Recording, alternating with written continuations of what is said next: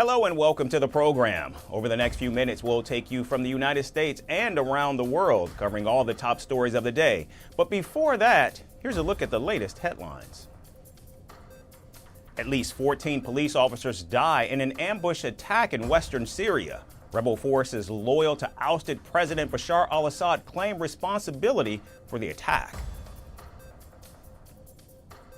Russia accuses Ukraine of trying to assassinate senior officials and their families using bombs disguised as power banks. Meanwhile, Russia's Secret Service arrests 4 people allegedly linked to Ukraine's military intelligence unit. South Korea's main opposition party submits a motion to impeach the country's acting president over failing to nominate 3 constitutional judges. The acting president replaced President Yoon after the latter declared martial law earlier this month. Mexican authorities seized more than 400,000 fentanyl pills from the cartel-ruled areas of western Mexico. Along with fentanyl, police also recover 6 tons of chemicals used for making the deadly opioid. And Japan's Nippon Steel delays the deadline to buy U.S. steel to March of 2025. The $15 billion deal was to be approved or blocked by President Joe Biden, but will now be submitted to Donald Trump after he takes office. Both the outgoing and incoming presidents oppose the takeover.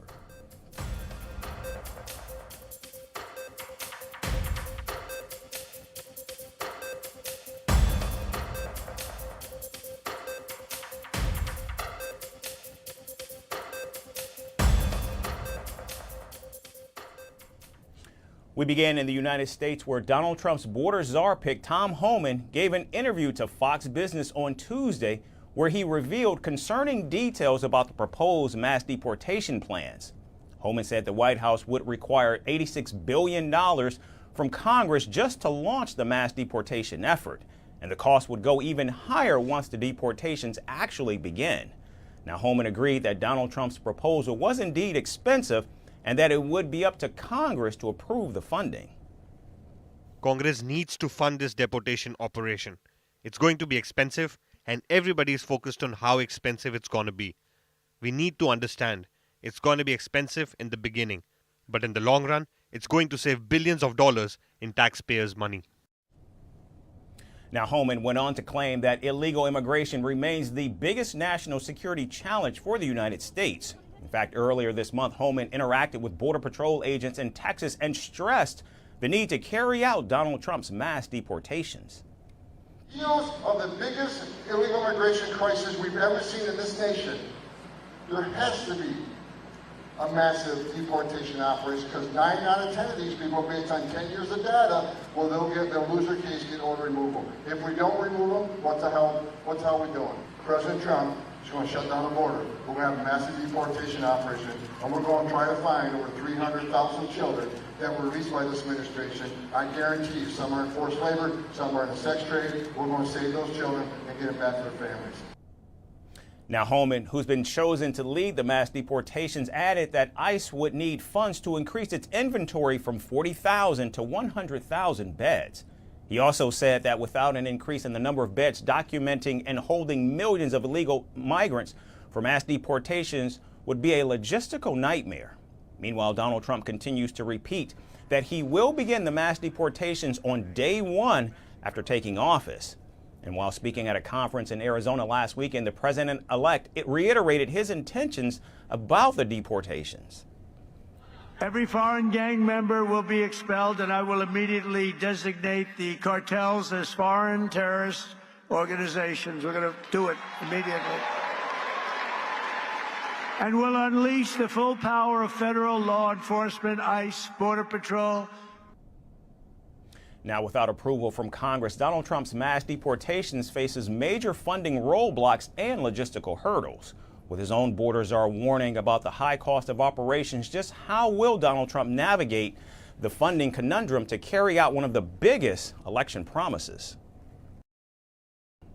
And staying in the United States, Donald Trump took aim at Canada and Panama with a string of social media posts on Christmas Day. The president-elect kicked off the post by nominating Miami-Dade County Commissioner Kevin Mario Cabrera his choice for the next ambassador to Panama. The selection comes just days after Donald Trump caused a diplomatic showdown asserting that the United States should take control of the Panama Canal. Though the United States was instrumental in its creation, the waterway that connects the Atlantic and Pacific Oceans has been under Panama's control for almost 3 decades. Now, after naming the next ambassador to Panama, Donald Trump's accusations continued against the Central American country. The president-elect went on to claim that Panama was under Chinese influence and there are Chinese troops operating the Panama Canal. Now, compared to other Central American countries, Panama has the highest number of Chinese residents. With a 200,000 strong community, the Chinese are the largest community in the region. In fact, a Chinese company based in Hong Kong does operate 2 of the 5 ports of the Panama Canal. However, there is no evidence that Chinese troops are in fact deployed in the country.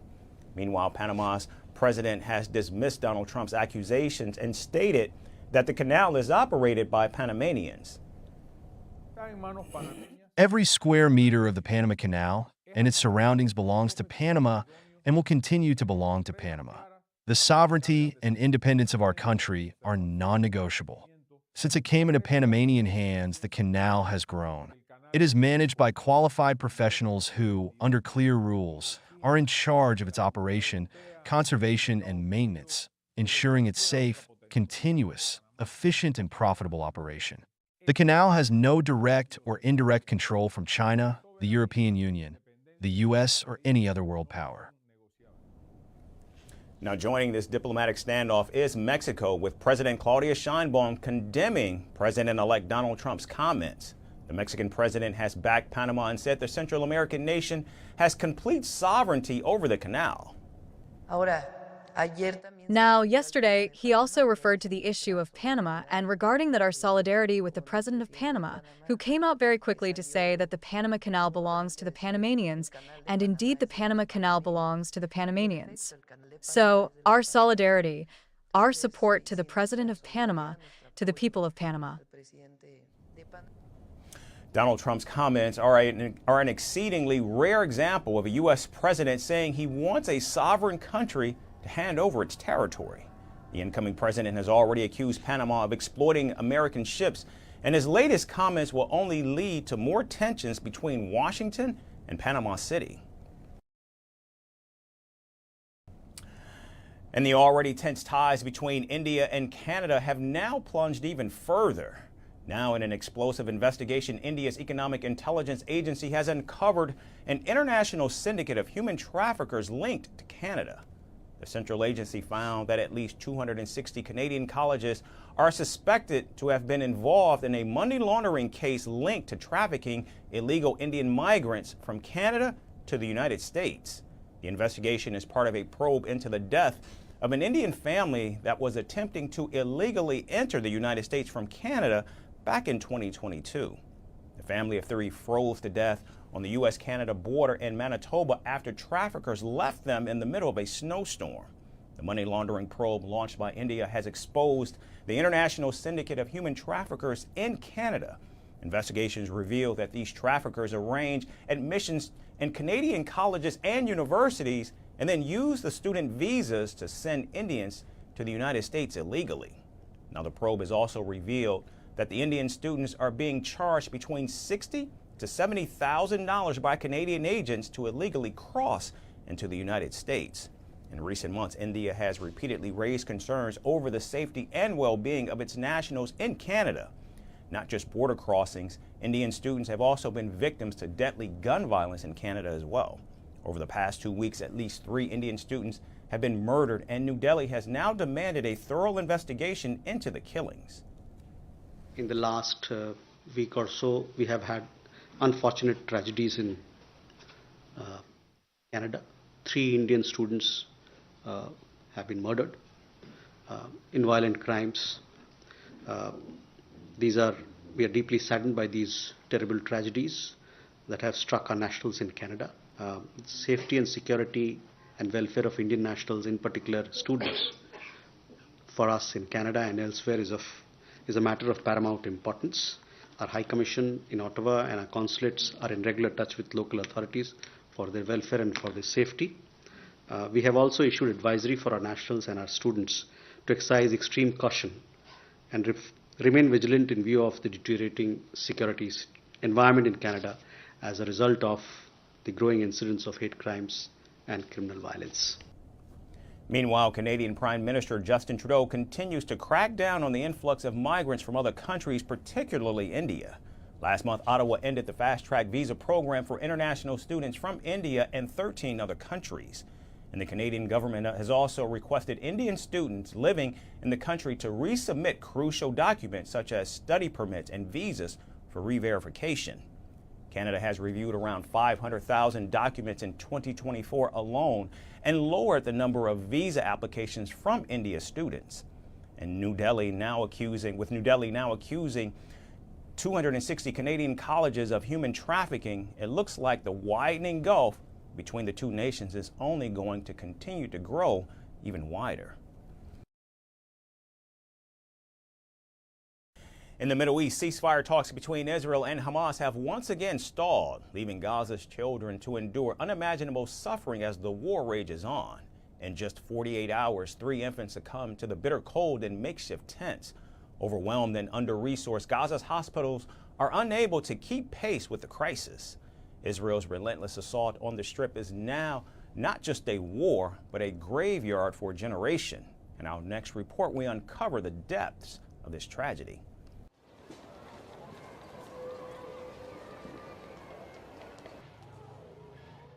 The war in Gaza has unfolded as a humanitarian nightmare. Over 45,400 Palestinians have been killed, with at least 17,400 children among the dead. These are not just numbers. They represent lives cut short, dreams shattered, and futures stolen. أنا بوجه رسالة للعالم كلها إنه حرام اللي بيصير بأطفالنا هذا. أنا بنتي راحت شهيدة لقمة العيش وما بدي حد تاني يصير فيه نفس اللي صار فيها وما يحسس أي حدا في اللي أنا حاسس فيه. بوجه لكبارنا ولكبار الدول كلها، يعني بناشد العالم كلها إنهم بس يطلعوا. On Christmas Day, the youngest victim, a 3-week-old Sela Mahmoud Al-Fasi, froze to death in a makeshift tent in western Gaza. Her parents, displaced by Israeli airstrikes, tried to keep her warm as temperatures dropped to 9 degrees Celsius. صحينا الصبح لقيناها معض على لسانها ومتشنجة من كتر السقعة، لقيناها زي الخشب وعرضناها على المستشفى اللي بيقولنا هذا من آثار السقعة، وقف عند القلب وصار ما حدا جنبه. البنت من كتر البرد اتجمدت. عايشين في خيمة وضعها صعب، بننام على رمل، فيش عندنا حمامات متغطى، فيش الخيمة عندنا.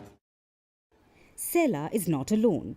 In the past 48 hours, 2 other infants, a 3-day-old and a 1-month-old, have succumbed to hypothermia.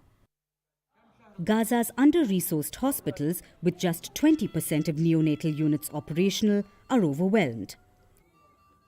الأجهزة الحيوية لدى هذه الطفلة ومفارقة الحياة. هذا يعني مثال صارخ على عواقب هذه الحرب الظالمة على أهل قطاع غزة، خصوصاً الأطفال. الأطفال الرضع لا يتحملوا درجات الحرارة المنخفضة. يجب بأي Premature babies are dying because of the lack of ventilators, and doctors face the unbearable task of trying to save as many as they can. تشقد لي على الجوال بعد 3 شهور شفت صورته على الجوال، وأنا نفسي أحضنه، نفسي أردها، يعني كل يوم صدري بيجعني مش قادرة، نفسي أردها. يعني هل بعد 7 شهور ابني بده يرجع يرضع مني؟ مستحيل، هذا إشي من سابع المستحيلات، إشي صعب جدا. يعني نفسي منى عيني ابني يرضع مني.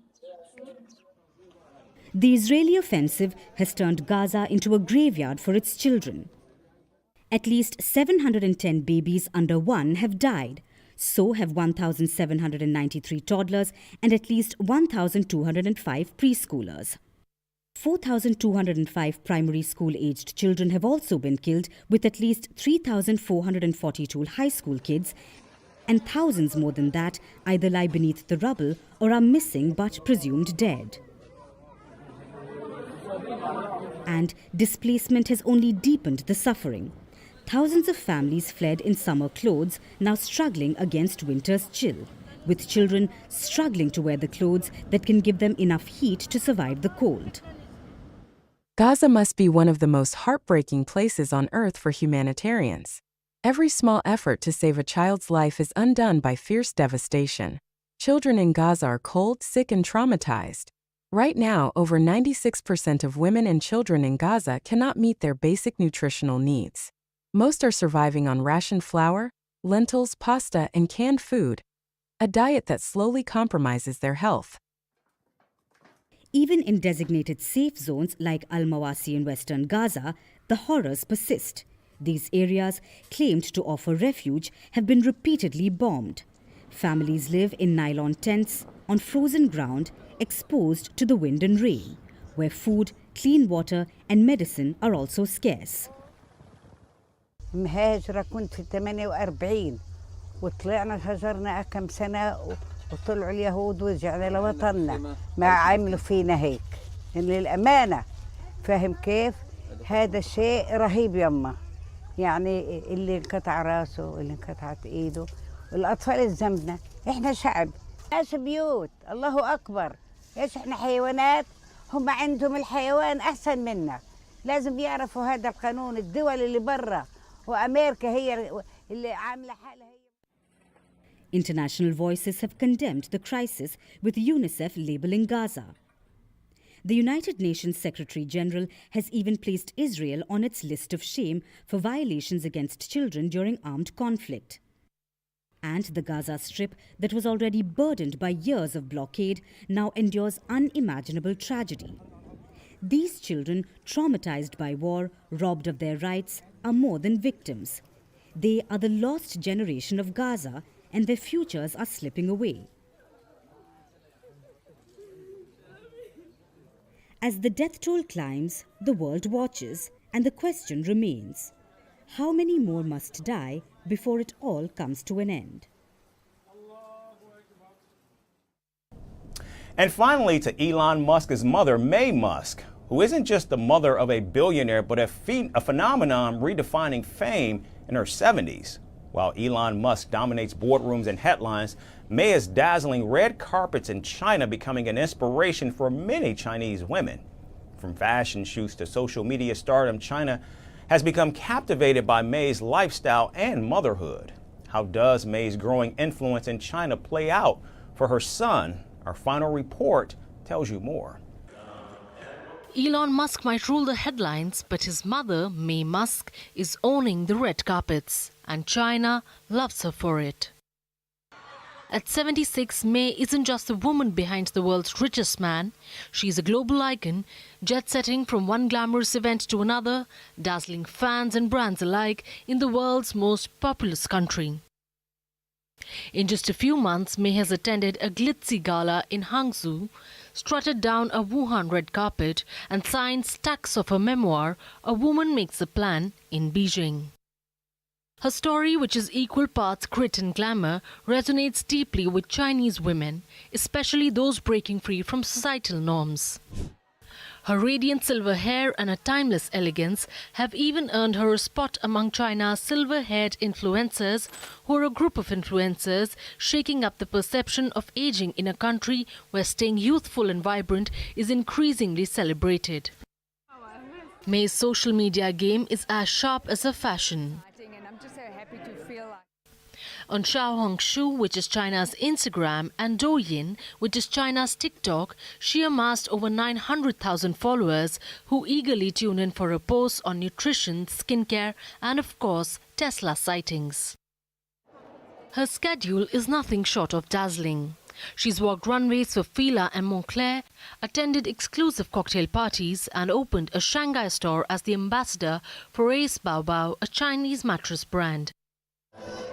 Now it's worth noting that Maye's presence at these events is not just glamorous, it is strategic. With Tesla selling more cars in China than anywhere except the United States, her admiration for the country keeps her son's brand firmly in the spotlight. But Maye's rise isn't without intrigue. Her son's relationship with China has raised eyebrows in Washington, and critics in Congress accuse Musk of putting profit over patriotism, adding tensions to the already complex US-China dynamic.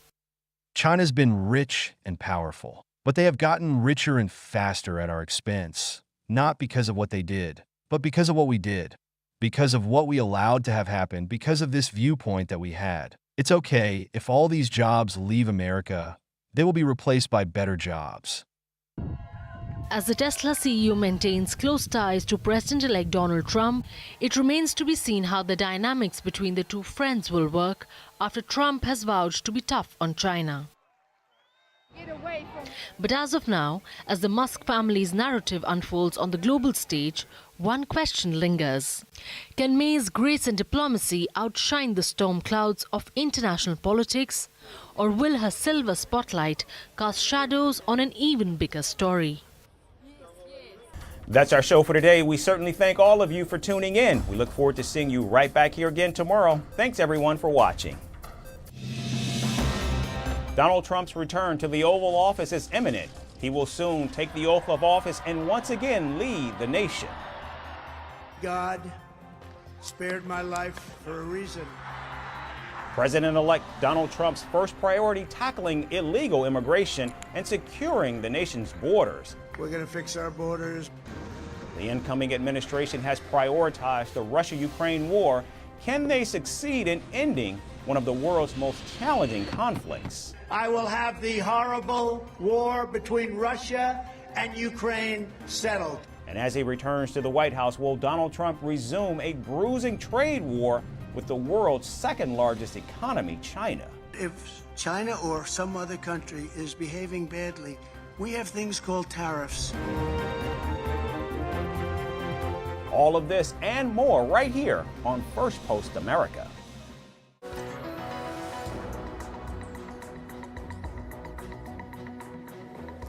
Hello and welcome to Fast and Factual. My name is Utsaf Parekh and here are the top stories.